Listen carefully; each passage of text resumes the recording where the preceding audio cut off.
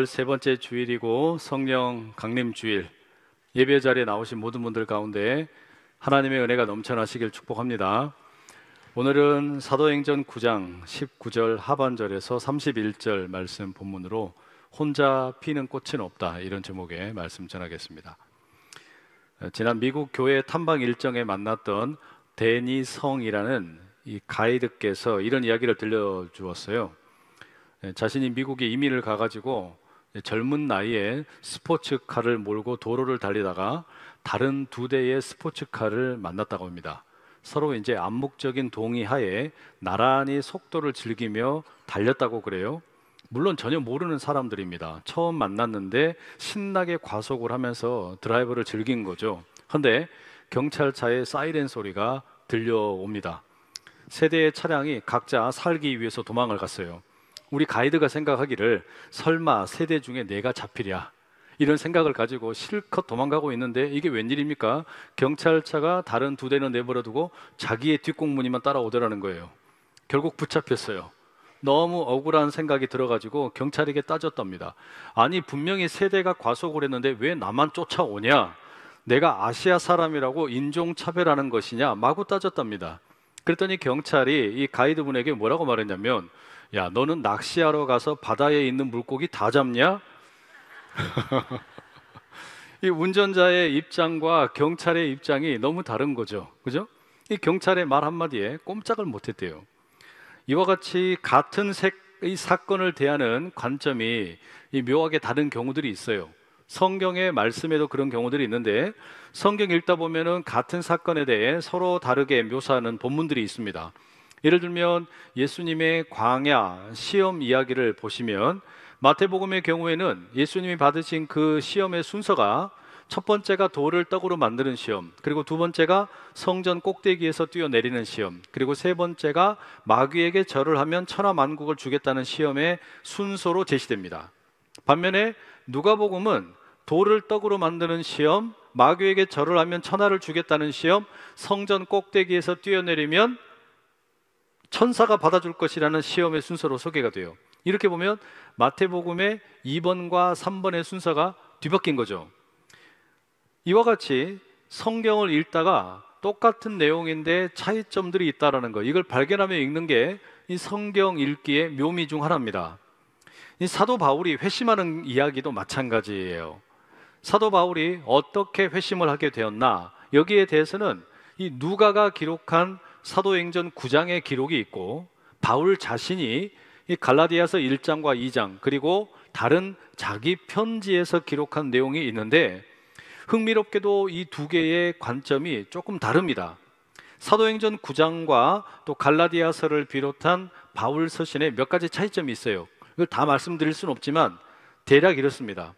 사울은 회심을 하고 난 다음에 예루살렘을 방문하게 되는데, 사울 자신의 편지에 의하면 예루살렘에 방문하기까지의 그 시간의 간격이 꽤 있었다고 이야기를 해요. 반면에 사도행전에서는 그 시간의 간격이 아주 짧은 것으로 이야기가 되고 있습니다.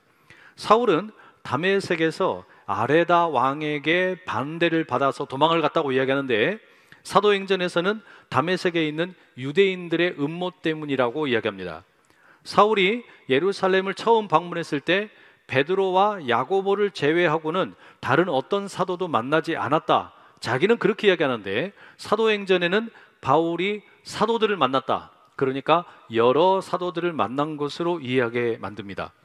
또 사울 자신은 바나바에 대해서 여러 사람, 여러 명의 동역자 중에 한 사람일 뿐이다 라고 이야기하지만, 누가가 적고 있는 사도행전에서는 바나바의 역할이 바울과 이 사도들 사이에 중재하는 아주 중요한 역할이라고 제시되고 있어요. 그러니까 여러분, 이런 이야기를 우리가 이제 만나게 되면 이 왜 이렇게 차이점이 있지? 성경이 틀렸네, 성경이 이상하네, 이렇게 이야기할 게 아니라 오히려 이것이 각각의 관점에서 어떤 의미를 담고 있나, 이제 이걸 우리가 찾아봐야 될 필요가 있습니다.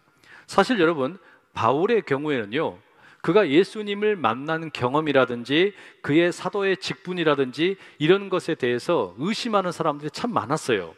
그렇기 때문에 바울은 자기 자신을 변호하기 위해서 나는 예루살렘과는 조금은 이 동떨어진, 예루살렘과는 구별되는 그런 사역자다, 이걸 많이 강조했습니다. 반면에 사도행전에서는요, 바울과 예루살렘이 아주 긴밀하게 연결되어 있다, 이걸 아주 강조합니다. 그러니까 누가의 어떤 기록 의도를 보게 되면 사도행전의 모든 복음을 전하는 이 사역자들은 예루살렘의 지도부와 가능한 한 빠르게 연결되는 것으로 나타납니다. 우리가 앞서 읽었던 사도행전 8장에 보시면 7 집사 중에 한 명인 빌립이 사마리아 지역에 가서 전도를 하죠. 그리고 사마리아 사람들 가운데 많은 이들이 예수님을 믿고 세례를 받게 됩니다. 이 소식이 예루살렘 교회에 전달이 되자마자 예루살렘 교회는 베드로와 요한을 사마리아로 파송합니다. 그리고 그들이 그 사마리아 사람들을 위해서 기도했을 때 성령의 세례가 임하게 됩니다.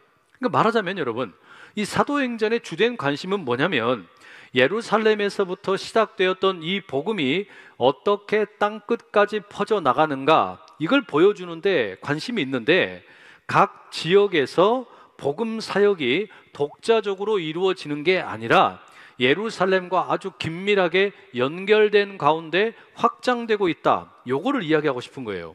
그렇기 때문에 사도행전은 어떤 새로운 지역에서 어떤 새로운 복음 전도자가 복음을 증거한다라고 할 때 그들이 어떻게 예루살렘과 연결이 되고 있는가, 이거를 매번 우리에게 소개해 주고 있습니다. 오늘 본문도 마찬가지예요.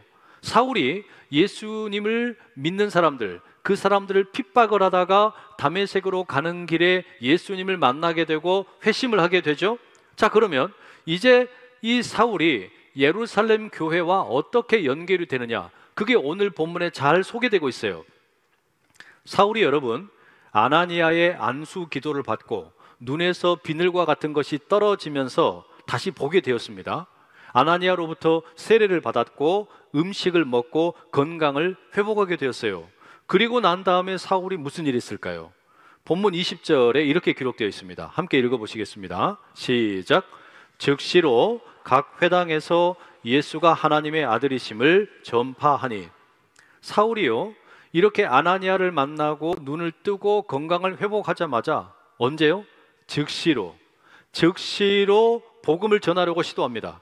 이 즉시로라는 한 단어가 사울의 어떤 성격을 단적으로 알려줍니다. 사울이 회심하기 전에 예수 믿는 사람들을 박해하는 일에서도 아주 열정이 엄청났죠. 대단한 열정의 사람이었습니다. 자기가 뭔가 일을 맡게 되면 아주 극도로 열렬하게 물불을 가리지 않고 달려드는 그런 성격이었어요. 이런 성격이 회심을 한 이후에도 그대로 남아 있습니다. 그래서 이제는 예수 믿는 자들을 잡아 죽이는 데 열심을 냈던 사울이 예수 그리스도를 전하는, 복음 전하는 일에 열심을 내는 겁니다. 그래서 회심을 하자마자 즉시로 뭘 했다고요? 복음을 여러 회당에 가서 전하려고 합니다. 여러분, 이런 사울의 모습이 어떠세요? 자랑스럽습니까? 아주 기특하십니까? 사실 여러분, 이 사울의 모습은 조금 성급한 면이 있어요. 너무 성급합니다. 열심히 너무 과하다 보니까 이제 탈이 나게 됩니다. 사울이 처음 복음을 전했을 때 좌충우돌하게 됩니다. 왜 그러냐면 도대체 이 사울의 정체가 뭐냐, 사울의 이 진정성에 대해서 의심하는 목소리들이 많았던 거예요. 이것은 예수님을 믿는 사람들도 그랬고 예수님을 핍박하던 유대인들도 마찬가지였습니다. 양쪽 모두가 너무나 변해버린 이 사울의 모습을 보면서 당황스러워했단 이야기예요. 그 영화 밀양이라는 작품에 보면 한 엄마가 자기 아들을 납치하여 죽인 그 살인범을 면회하기 위해서 교도소를 찾아가는 내용이 나옵니다. 이 엄마는 아들이 죽은 후에 우연한 기회에 이 교회에 나가게 되었고 믿음이 생기면서 예수님이 가르치신 것처럼 원수를 용서해야겠다, 살인범을 용서해야겠다, 이런 마음을 가지고 그 죄인을 용서하기 위해서 교도소를 찾아갔습니다. 그리고 드디어 자기 눈앞에 아들을 죽인 그 살인범을 마주하게 되었어요. 너무 떨리잖아요.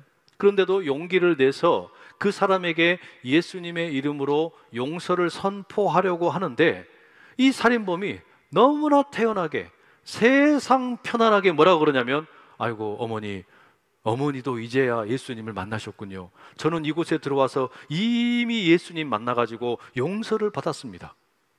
이 말을 듣자마자 이 엄마가 당혹스러워해요. 그리고 막 절망을 하는 거예요. 여러분, 어쩌면 사울이 복음을 증거하는 그 모습을 보고 들은 성도들이 느꼈던 감정도 이와 비슷할 거라 생각이 돼요. 왜 그럴까요? 사울이 얼마나 유명한 핍박자였습니까? 집집마다 찾아가가지고 예수 믿는 사람들을 잡아다가 감옥에 가두고 죽이는 일을 했단 말이에요. 그러면 그 성도들 중에는요, 자기 가족들이 붙잡혀 간 사람들도 있고 자기 친구들이 붙잡혀 간 사람들도 있고 이 사울 때문에 자기 가족을 잃은 사람들도 있을 거란 말이에요. 그러니 그 악랄한 사울이 회심을 했다고, 그리고 복음을 전한다고, 이게 너무 믿겨지지가 않는 거예요. 그것도 예수 만나자마자 성급하게 즉시로 그런다 그러니까 믿을 수가 없는 거예요. 여러분, 이런 감정은 사울을 지지하고 따르던 그 예수 믿는 자들을 핍박하던 유대인들도 마찬가지입니다. 교회 성도들을 붙잡는 일을 그렇게 열심히 하던 사울이 어떻게 하루아침에 이렇게도 돌변할 수 있느냐, 당황했을 거란 말이죠. 여러분, 자, 그러면 이걸 이제 사울의 입장에서 한번 생각을 해보세요. 사울은 어땠을까요? 반대의 관점을 가지고 있었을 거예요. 사울 자신은 그 다메섹으로 가는 길에 부활하신 예수님의 음성을 들은 게 너무나 확실합니다. 그래서 나는 이제 완전히 회개를 했고 돌이켰는데, 이 가만 보니까 양쪽의 모든 사람들이 자기를 인정해 주지 않는 거예요. 나는 넘어졌던 자리에서 빨리 일어나고 싶을 뿐인데, 아니 왜 사람들이 나의 달라진 모습을 인정해 주지 않는 걸까? 그런 사람들이 원망스러울 수도 있었을 거예요. 말하자면 사울은 지금 이제 모든 사람들로부터 꺼려지는 그런 대상이 되어버린 겁니다. 예수 믿는 사람들도 가까이 하려고 하지 않고 옛날에 자기와 함께 했던 유대인들도 그를 멀리하게 되어버린 겁니다. 참 안타깝죠. 지난 미국 탐방하는 그 여정 가운데 한 여성 사역자를 만났습니다. 자신의 부모가 마약을 판매하는 그런 사람들이었대요. 이제 그런 가정에 살다 보니까 자연스럽게 어린 나이에 마약에 노출되었고 13살부터 한 10년 동안 마약에 중독된 상태로 살았대요. 그 와중에 이제 그 가정이 역기능적인 모습이 많아서 집을 뛰쳐나가가지고 또 결혼을 했어요. 아이도 낳았어요. 그런데 이 남편도 정상이 아닙니다. 맨날 허구한 날 아내를 때리고 얘를 때립니다. 결국에 가정폭행범으로 감옥에 가게 되었어요. 이제 이런 인생이 되고 보니까 어떻습니까? 자신이 어디에서도 환영을 받지 못하는 그런 존재가 되어버렸다는 이야기를 하더란 말이에요. 사울도 마찬가지예요. 이제 더 이상 나는 핍박자가 아닌데, 나는 더 이상 교회를 박해하는 사람이 아닌데, 나는 더 이상 예수님을 모욕하는 사람이 아닌데 사람들이 믿어주지 않아요. 내가 변했다는 것을, 내가 달라졌다는 것을 사람들이 믿어주질 않아요. 늘 의심의 눈초리로 쳐다보는 겁니다. 여기서도 저기서도 어디서도 환영받지 못하는 그런 사울의 신세가 되어버린 겁니다. 그러나 하나님께서는 사울을 결코 그냥 내버려 두지 않으세요. 그를 외톨이가 되게 하지 않으시는 거예요. 세상에 여러분, 혼자 피는 꽃은 없습니다. 하나님께서 자라게 하시고 또 농부의 세심한 돌봄을 통해서 결국에 아름다운 꽃이 하나 피어나는 것처럼 하나님께서는 이 사울이라고 하는 꽃이 이제 아름답게 피어날 수 있도록 지극정성으로 돌보시고 또한 수많은 돕는 손길들을 보내어 주시는 거예요. 이 사울이 성숙해 갈 수 있도록 돕는 사람들이 있었습니다. 크게 보면 두 그룹이 본문에 소개되는데 그 중에 하나가 그의 제자들입니다. 19절에 의하면 사울이 회심을 한 이후에 다메섹에 있는 자기의 제자들과 머물렀다라고 되어 있습니다. 그리고 나서 즉시로 다메섹에 복음을 전하다가, 각 회당에 가서 복음을 전하다가 그 지역에 살고 있는 유대인들이 흥분을 해가지고 사울 저것이 미쳤구나, 암살을 시도합니다. 이 소식을 사울이 알게 되었을 때 그 사울의 제자들이 그를 밤중에 성벽에다가 광주리를 타고 피할 수 있도록 도와주었단 말이에요. 여러분, 이 제자들의 정체가 정확히 무엇인지는 이 성경 말씀에 나와 있지가 않아요. 다만 사울이 아마도 이와 같은 자기를 돕는 그 손길들, 이 손길들을 경험하면서 뼈저리게 깨달은 것이 있었을 거예요. 그게 뭐냐? 사울은 여러분, 이 돕는 손길을 통해 교회는 혼자서 신앙생활하는 곳이 아니고 누군가와 함께 신앙생활하는 곳이구나, 이걸 배웠을 거예요. 그죠? 그리고 이 교회라고 하는 공동체의 소중함을 배운 겁니다. 나아가 내 신앙이라고 하는 게, 내 인생이라고 하는 것이 혼자 피는 꽃이 아니라는 것을 깨닫게 된 거예요. 성도가 여러분, 이 교회에 심겨지게 되고 난 이후에 이제 자라가지 않습니까? 근데 이게 혼자 꽃을 피우는 게 아니라 누군가가 거름이 되어주고, 누군가가 돌보고, 누군가가 물을 주고, 그렇게 함으로써 자라가게 된다는 것을 이 사울이 배워가게 되었다는 이야기예요. 사울이 보다 더 성숙해지도록, 성급하지 않고 보다 성숙하게 꽃을 피우도록 도운 더 중요한 인물이 한 명 있습니다. 오늘 본문에 나오는 바나바입니다. 이 사도행전에서는 바나바가 이미 소개된 적이 있죠. 4장 36절과 37절에 바나바에 대해서 이렇게 적고 있습니다. 함께 읽어보시겠습니다. 시작. 구브로에서 난 레위족 사람이 있으니 이름은 요셉이라.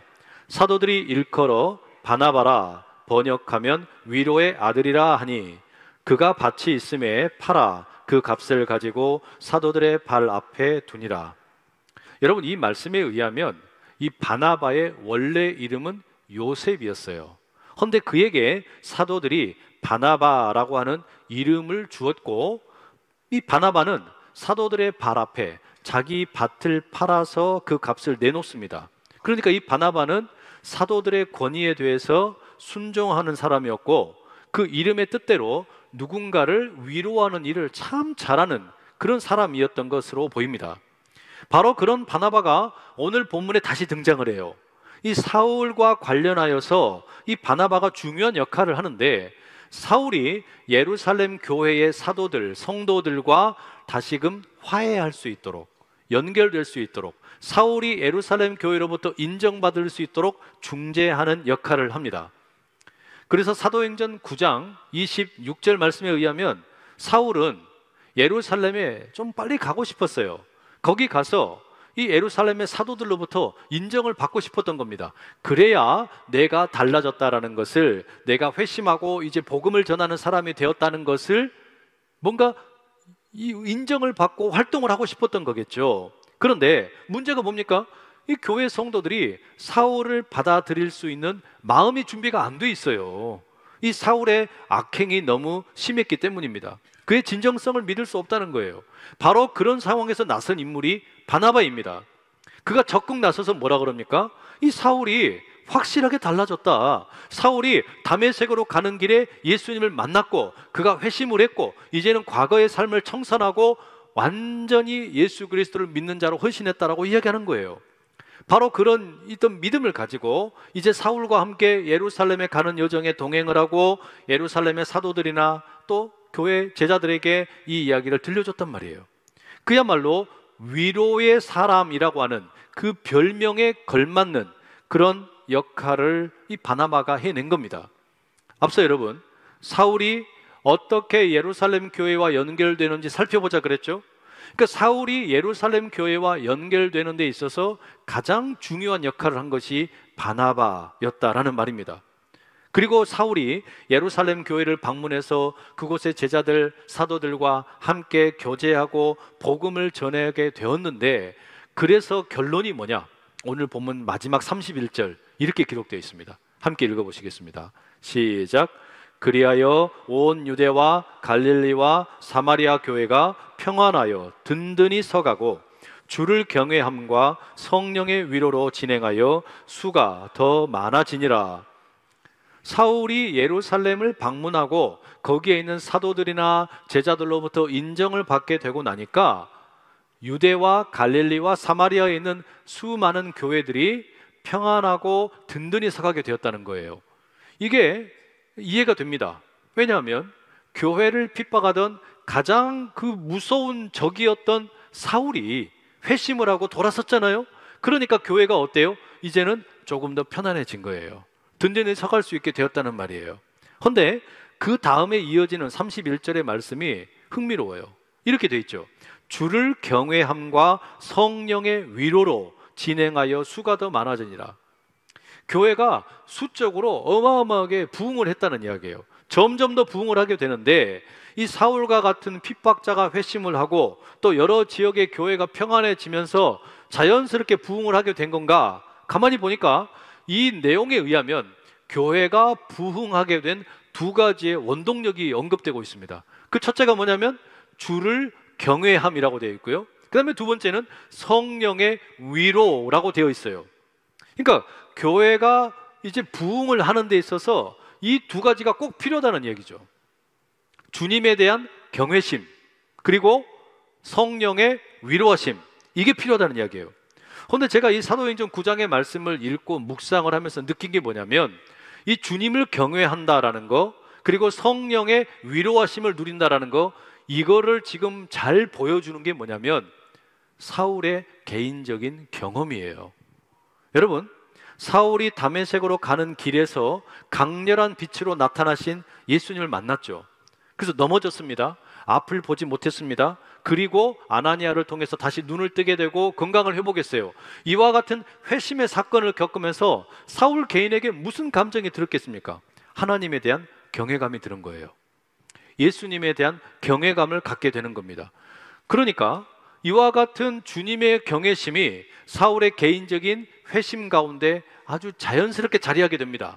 동시에 누구에게도 제대로 인정받지 못하던 사울이 바나바를 만나서 예루살렘의 사도들로부터 인정을 받게 됩니다. 그러니 바나바의 위로와 격려라고 하는 것은 사울에게 있어서는 성령의 위로가 무엇인지 느끼는 계기가 되는 거예요. 그럼 여러분, 사울이 회심한 이 사건은 크게 보면 우리에게 두 가지를 들려주는 거예요. 하나는 주님을 경외한다라는 것과, 그리고 성령의 위로하심이라는 것, 이 둘이 지금 사울의 경험 속에 녹아들게 된 겁니다.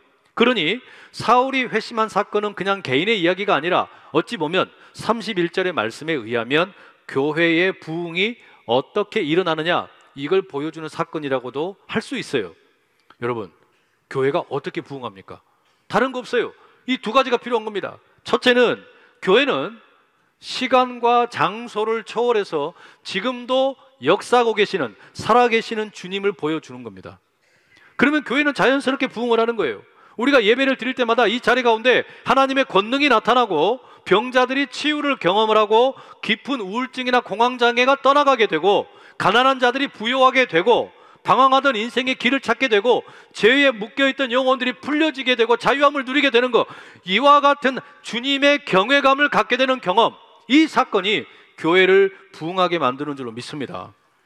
그게 다른 거 없잖아요. 그러나 이것만 가지고는 안 돼요. 주님에 대한 경외심을 갖게 되는 것만으로는 안 돼요. 왜냐하면 많은 경우에 예배를 드리는 가운데 성령의 능력이 나타나고 기적이 나타나고 뭔가 치유의 사건이 일어나는데도 불구하고 교회가 부흥하지 못하는 경우가 있어요. 왜 그러냐? 두 번째가 없기 때문입니다. 성령의 위로가 없기 때문이라는 이야기예요.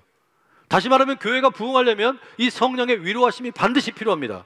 성령의 위로라고 할 때 이 위로라는 말이 헬라 말로는 파라칼레오라는 동사에서 유래한 건데, 여기에서 여러분 우리가 잘 아는 보혜사라는 말이 나와요.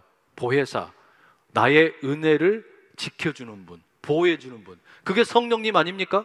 그러니까 이게 쉽게 말하면 뭐냐면, 교회가, 우리가 함께 모이는 이 예배의 자리가 하나님의 능력이 나타나고 치유가 나타나고 회복이 나타나고 기적이 나타나고 죄가 떠나가고 자유케 되는 그런 어마어마한 주를 경외하는 경험과 함께 동시에 뭐가 있어야 되냐면 성도가 성도를 위로하고 격려하는 일이 꼭 필요하다는 이야기예요. 이게 반드시 필요한 겁니다. 왜 그럴까요? 우리가 세상에서 맨날 치열하게 살다 보니까, 무한 경쟁의 시대를 살다 보니까 때때로 무시당하는 일도 많고 그 죽을 고생을 하면서 살다가 이 교회를 왔는데, 교회에서 아무리 성령의 능력이 나타나면 뭐합니까? 세상과 똑같이 무시하고 격려하고 싸우고 갈등하는 일들이 가득하다면 이 교회에 오고 싶은 마음이 안 들어요. 그런데 여기 오니까 주님을 경외함이 기가 막히게 나타나고, 동시에 성도들이 내가 아무런 자격이 없음에도 불구하고 내가 오기만 하면 어머 잘 오셨어요, 환영하고, 나를 위로해주고 격려해주는 그런 일들이 가득하게 되면 그 교회는 사람들 오지 말라고 해도 구름대처럼 모일 수밖에 없다는 이야기예요. 이게 교회 부흥의 두 가지 열쇠입니다. 결국에 성령의 권능으로 날마다 주님을 경외하는 법을 배우는 교회, 그리고 성령의 위로하심을 따라 서로가 서로를 위로하고 격려하는 교회, 이와 같은 주님의 경외감과 성령의 위로하심이 함께 만나는 교회, 이런 교회는 날마다 부흥할 수밖에 없는 거예요. 바라기는 우리 안산제일교회가 그 주님의 경외감과 성령의 위로하심이 가득한 복된 교회 될 수 있기를 축복합니다. 앞서 제가 미국에 탐방 가서 만났던 그 여성 사역자의 이름이 소치라는 분이었어요. 이 여인이 그 드림센터라고 하는, 우리로 이야기하면은 우리 강물 법인과 같은, 이 복지재단과 같은 그런 시설이에요. 바로 거기에 있는 그런 분이었는데, 자신이 그렇게 이제 마약에 중독된 상태가 되니까요, 아무도 오라는 데가 없어요. 환영해 주질 않는 겁니다. 그래서 어디로 가야 되나 살 길을 찾다가 남편은 감옥에 가 있고 아이 하나를 데리고 이 드림센터라고 하는 곳에 들어가게 됩니다. 거기에서 이제 마약 중독 치료를 받게 되는 거예요. 의학적 치료를 받는 게 아니라 하나님의 말씀으로, 그리고 기도로, 거기 있는 사람들의 헌신을 통해서 이제 마약을 끊고, 말하자면 이제 재정적으로 건강하게 살 수 있도록, 이 맨정신으로 살 수 있도록 도움을 받은 거예요. 그리고 이 드림센터에서 무슨 일을 해줬냐면, 그냥 마약의 중독을 끊는 것만으로는 안 되잖아요. 앞으로 이제 어떻게 살 거냐, 먹고 살 수 있는 길을 가질 수 있도록 재정적인 훈련도 시켜준 겁니다. 결국에 그렇게 해서 이 여인이 회복이 되었고, 자기 남편도 감옥에서 나온 이후에 드림센터에 들어가서 거기에서 역시 훈련을 받고, 그런 과정에 이 남편과 아내가 서로 이혼의 위기에, 가정이 깨어질 상황이었는데 회복이 된 거예요. 그래가지고 아이를 하나 더 낳고 지금도 이혼하지 않고 잘 살고 있다더라. 그 이야기를 우리에게 들려준 거예요. 그 이야기가 그 드림센터에서 지금 이제 우리가 방문했을 때 이 여성 사역자가 들려줬는데, 지금은 무슨 일을 하냐, 이 드림센터, 자기가 회복된 그 시설에서 재정을 담당하는 사역자로 섬기고 있더라고요. 그러니까 이 여인의 이야기를 듣는데 우리 교회 성도님들이 다 은혜를 많이 받으셨나 봐요. 눈이 반짝반짝 하더니 십시일반 즉석에서 돈을 모아가지고 드림센터에다가 기부를 했어요. 망가진 개인의 인생, 누구도 환영해주지 않는데 그런 사람을 품고 그런 사람이 다시금 살아갈 수 있도록 누군가가 옆에서 위로해주고 격려해주는 일을 했기 때문에 바로 그런 일이 있었던 거 아닙니까? 성령의 위로하심이 그 사역자 가운데 가득했다는 이야기예요. 제가 5월 이 가정의 달을 보낼 때마다 꼭 한 번씩 듣는 노래가 있어요. 이 가수 김진호가 부르는 가족 사진이라는 노래입니다. 이게 부모님에 대한 어떤 애틋한 마음을 담은 그 아들의 고백인데, 특별히 먼저 세상을 떠나신 아버지에 대한 사랑의 고백이 참 많이 깊게 담겨 있어요. 이 가사가 이렇게 되어 있습니다. 바쁘게 살아온 당신의 젊음에 의미를 더해줄 아이가 생기고, 그날에 찍었던 가족 사진 속에 설레는 웃음은 빛발에 가지만, 어른이 되어서 현실에 던져진 나는 철이 없는 아들이 되어서 이곳 저곳에서 깨지고 또 일어서다 외로운 어느 날 꺼내본 사진 속 아빠를 닮았네. 내 젊음 어느새 기울어 갈 때쯤 그제야 보이는 당신의 날들이, 가족 사진 속에 미소 띈 젊은 우리 엄마, 꽃피던 시절은 나에게 다시 돌아와서 나를 꽃 피우기 위해 걸음이 되어버렸던 그 흘린 시간들을 내가 깨끗이 모아서 당신의 웃음꽃 피우길. 이 노래 가사 가운데 제가 좀 울컥했던 건 뭐였냐면요, 미소 띈 젊은 우리 엄마, 그 엄마가 나를 꽃 피우기 위해서 걸음이 되어버렸다. 이 19절이, 이 노래의 가사가 너무 뭉클하게 만드는 거예요. 여러분 가만히 보세요. 나라고 하는 꽃이 피어나기 위해서 누군가는 걸음이 되어주기를 마다하지 않았어요. 여러분이 피어나기 위해서 여러분의 부모님께서 걸음이 되기를 마다하지 않으셨어요. 혹시 어떤 분은 그러실지 몰라요. 나는 부모의 사랑을 눈꽃만큼도 받아본 적이 없어요. 난 나 혼자서 여기까지 살아왔어. 아니요, 그렇지 않아요. 설령 이 세상에 있는 어느 누구도 성도님의 삶을 지지해 주지 않고 위로해 주지 않고 격려해 주지 않았을지 몰라도 십자가에 달려 죽으시면서 피를 흘리셨던 우리 주님이 성도님의 삶에 걸음이 되어 주신 줄 믿습니다. 그리고 성령의 위로하심이 있는 거예요. 그 성령의 위로와 격려가 있었기 때문에 오늘 우리가 이 예배의 자리 가운데 주님을 경외하는 법을 배우고 성령의 위로하심을 따라서 나라고 하는 한 인생의 꽃이 피어나게 되었다는 말입니다. 그럼 여러분, 우리가 어떻게 살아야 되겠습니까? 이와 같은 위로를 경험했던 우리들이 이제는 다른 누군가가 또한 꽃 피어낼 수 있도록 걸음이 되기를 마다하지 않는 바로 그런 역사가 일어날 수 있기를 축복합니다. 사울이 바울로 아름답게 꽃 피어가는 가정 가운데 바나바가 걸음이 되어 주었던 것처럼 나라고 하는 한 인생에 꽃 피울 수 있도록 부모님이 걸음이 되어 주고 예수 그리스도께서 십자가에 피를 흘리셔서 걸음이 되어 주시고 수많은 사람들의 돕는 손길이 있었기 때문에 오늘의 내가 있었던 것처럼 바로 그런 누군가를 위한 위로와 격려의 말을 아끼지 않는 우리 모두 다 될 수 있기를 간절히 축복합니다. 기도하겠습니다. 사랑하는 주님, 주님을 경외함과 성령의 위로로 날마다 교회가 부흥하며 은혜가 넘쳐나기를 소망합니다. 이 교회에서 예배할 때마다 성령의 능력이 나타나고 말씀의 능력으로 치유와 회복과 기적이 가득하게 하시고 또한 성령의 위로하심이 넘쳐나서 사울에게 바나바가 있었던 것처럼 이 교회 안에 위로의 사람들이 넘쳐나게 하여 주시옵소서. 세상살이에 갈기갈기 찢기고 무시당하고 힘겨워했던 이들이 이 예배의 자리에 나오기만 하면 위로해주고 격려해주는 나의 이웃들 때문에, 나를 위하여 걸음이 되어주는 사람들 때문에 새 힘을 얻고 능력을 회복하게 도와 주시옵소서. 예수 그리스도의 이름으로 기도드립니다. 아멘.